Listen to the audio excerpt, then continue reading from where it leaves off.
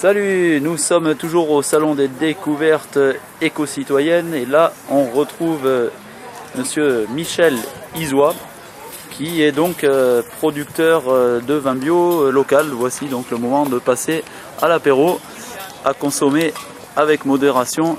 L'abus d'alcool est dangereux pour la santé, ça quand c'est des diffusions publiques, c'est la loi, on est obligé de le rappeler.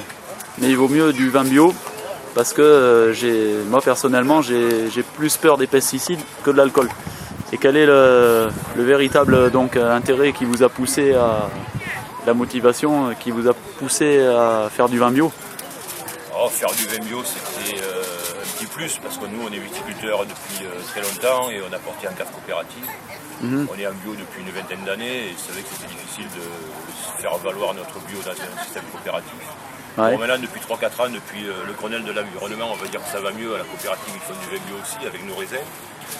Mais moi j'ai voulu aussi aller plus loin et relever le défi de faire du vin parce que c'est vrai qu'on entend dire que faire du vin c'est difficile, c'est pas possible, c'est compliqué tout ça. Et en fait voilà, depuis 3 ans on fait une petite vinification à la ferme. Donc voilà, pour prouver et pour apprendre aussi à faire du vin, quoi. Et c'est vrai que ça se passe plutôt bien. Le vin c'est la vie et il suffit de respecter la vie et le vin se fait. Ouais, c'est vrai, c'est un produit qui avec modération et pas spécialement mauvais à la santé. Ah non, ça se fait tout seul, la fermentation se fait, le sucre grâce aux levures se transforme en alcool, on va dire tout seul. Bon, il faut l'aider un peu au niveau des températures, au niveau de l'extraction, il faut y prendre soin, mais ça se fait tout seul. On ne met pas de levure, on n'a aucun additif. Oui, c'est donc facile à faire, il y a des choses toutes simples qu'on croit difficiles, mais...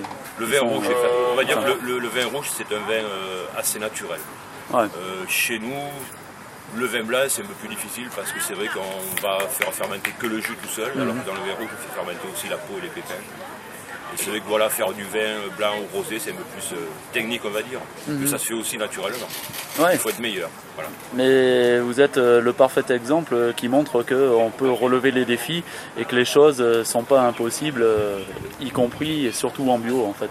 Puisque c'est des processus naturels. Relever le défi, c'est à un moment donné se dire que tout ce qu'on entend, tout ce qu'on nous dit, est-ce que c'est vraiment juste ou vraiment vrai, quoi. Et c'est vrai que la meilleure façon de le vérifier, c'est d'essayer de le faire par soi-même.